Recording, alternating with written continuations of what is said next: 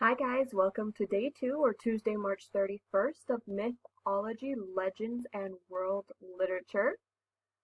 I'm going to start today off with the daily vocabulary, which you should be adding to a document, remember, because those documents you can use on the vocabulary quiz that I will give every 5 to 10 words, but also will be turned in as a list to the Google Classroom that we have set up at the end of the trimester. So make sure that you are taking note of these and also writing down the definition, but maybe also the background for it. So the first word is chronological, which means things that are arranged in events of time or time of events. For instance, if you're sorting your books by chronological order, for instance, the Harry Potter series, you would put the first book, second book, third book, so on and so forth, so that it's in order of the events. So Harry Potter starts with the first book and then it ends with the seventh book. Putting them in numerical order is also putting them in chronological order. Also, a lot of times you might put your photo albums, if you create photo albums, in chronological order as well. So you might start off as showing pictures of you as a baby and then going to first grade, second grade, and continuing on until the age you are now.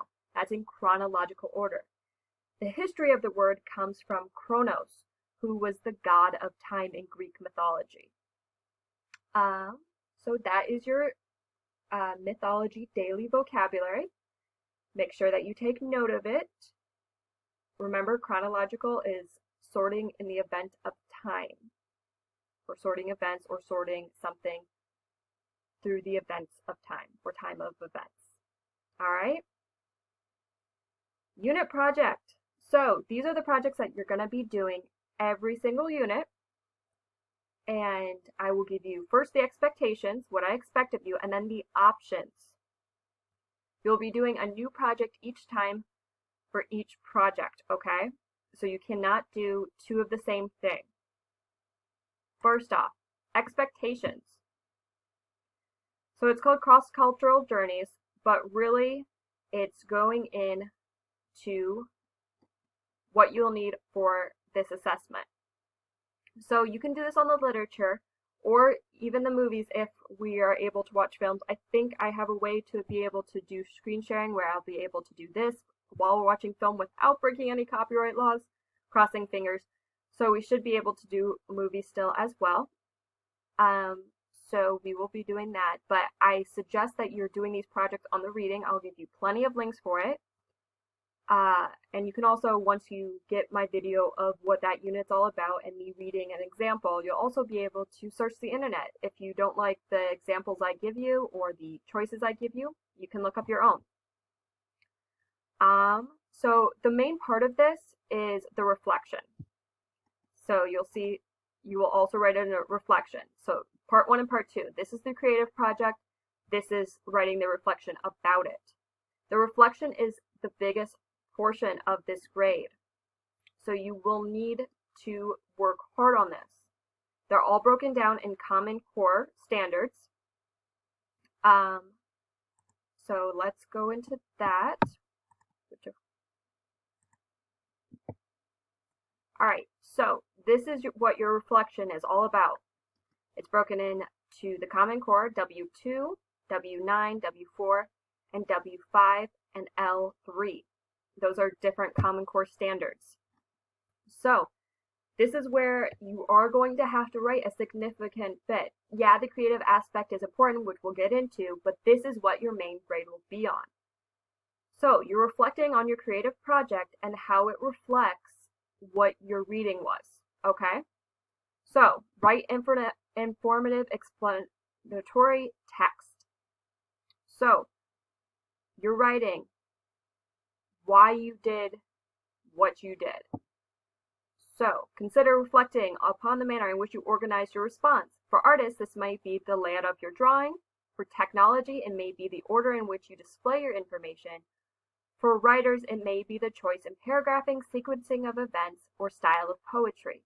Of course, the reflective portion of your response is answering why. So why did you choose the creative project you chose for this unit. Obviously, you'll be doing different creative aspects each time, so you won't be doing a drawing every single time. So why did you choose to do a poem for this unit? Why did you choose to do a short story? Why did you choose to do a drawing? Why? Tell me why. Use a couple of sentences for that. Textual support.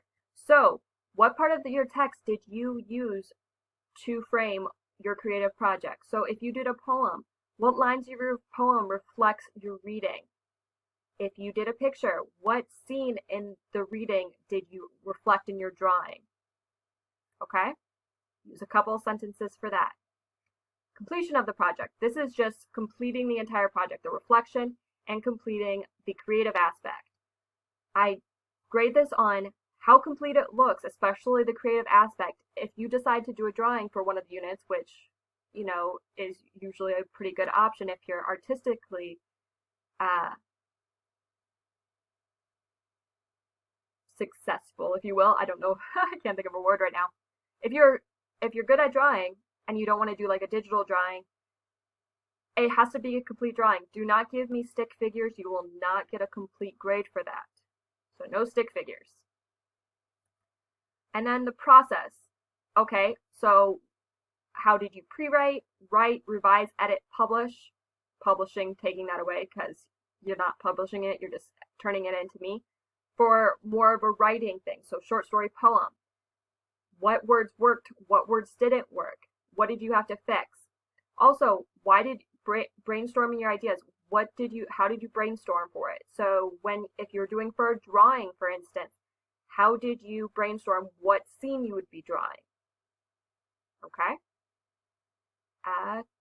And if you do a short story, obviously you'll probably be doing a short story that's just reflecting on the idea of the story you read, not or exact retelling, because that's not a short story. So let's say you're doing a creation story for Adam and Eve, or a lover story for Adam and Eve even, and you decide that you want to do a short story.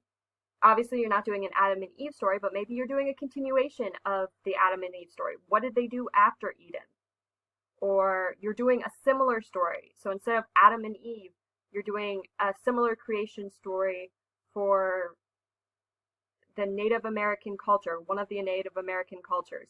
And you're doing something similar, but writing it in a way that is more in a Native American writing style.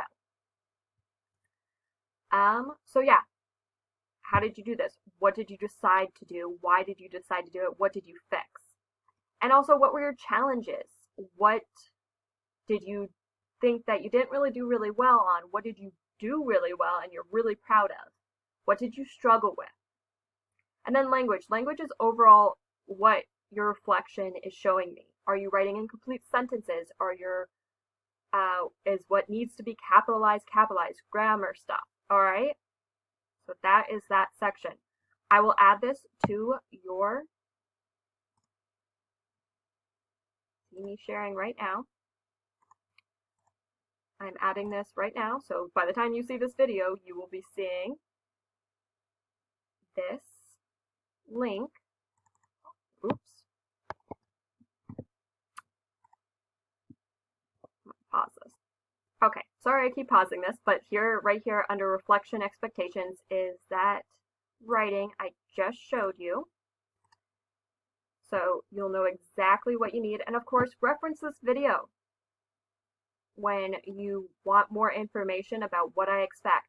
For each of these sections, I'm expecting at least, these sections as in these sections that are numbered right here, I'm expecting, except for the completion of the project of course, other than the questions that are here, I expect at least 3 to 4 sentences in each section. So there's a reason this reflection is the main part of your grade, okay? So let's go into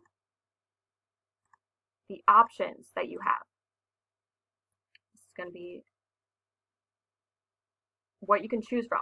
So there's 6 units and there's 6 different sections. Obviously there's one that you will choose to do one of these sections, but a different one from than in the section you previously picked. For instance, if you do creative writing and you did a poem, if you choose to do creative writing again, you have to do something other than a poem. For instance, a short story, a fairy tale, lyrics to a song, something like that. That's different, but still in that creative writing section.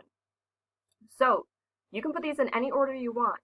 So Unit 1, you can do technology, and then Unit 2, you can do expository writing. So an article, a eulogy, an essay, an interview with like a character or something. And then artistic expression. So this is when that artwork comes in. You can do a 2D or 3D artwork, like something that is more like a molding of a clay thing, if you have that equipment at home, a painting, a drawing. You can do a photojournal, so like a PowerPoint, but it's like a photojournal of pictures that you take. A diorama, a short graphic novel, that would be cool to see. And then you can either scan that or you can take pictures of it, somehow get that to me. And then a performance, so a speech, a monologue, a character sketch, interpretive dance, tableau,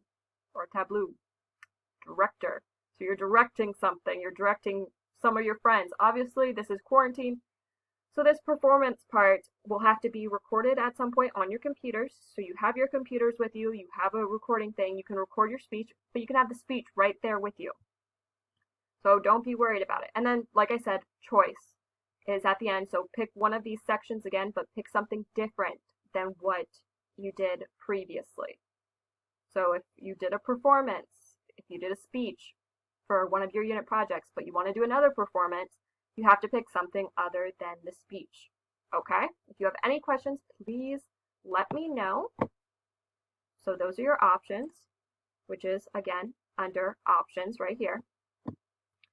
So let's get into the other